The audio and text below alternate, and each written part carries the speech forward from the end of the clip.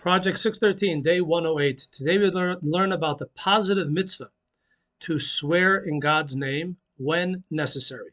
You know, there are some times when we need to make a statement, we need to assure a court or other people that something did occur or something did not happen. And the only thing that we have to go by is this person's word. And one of the ways to be sure that this person is saying the truth is when they make an oath, they swear. And when they swear in the name of something very important, then we know that they are certainly saying the truth, because they wouldn't dare invoke the name of something so important falsely. The Torah tells us the only one we are allowed to swear by is God. So if we are making a truthful oath, if we are swearing that something did happen or something did not happen, and we need to do so in a way that would convince a court that we are saying the truth, or would convince others that we are saying the truth, the only entity we are allowed to swear by is God. Invoking God's name is a very serious thing.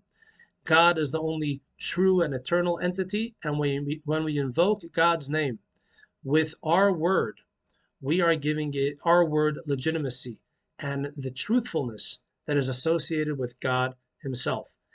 We can appreciate how grave a sin it is to swear falsely in God's name. That means we are invoking the truth of God with something that is untruthful.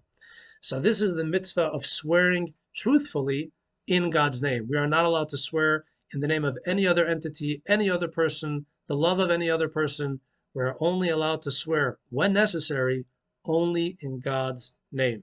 In general, Maimonides teaches us that we should train ourselves and train our children to always say the truth, and without needing to swear about anything. And only in very rare and specific situations is it important to make an oath to invoke God's name. In general, saying God's name is a very serious transgression if it is done so for no good reason.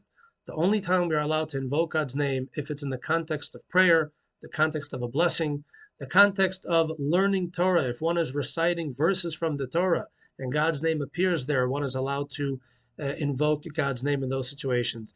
And if someone inadvertently said God's name in the wrong context, said the wrong blessing, didn't finish the blessing, or just said it out of the blue, it is important to say the words, Baruch Shem Kved Malchusay La'elam Vad, blessed be the name of the glory of his kingdom forever and ever, so that God's name should not have been invoked in vain.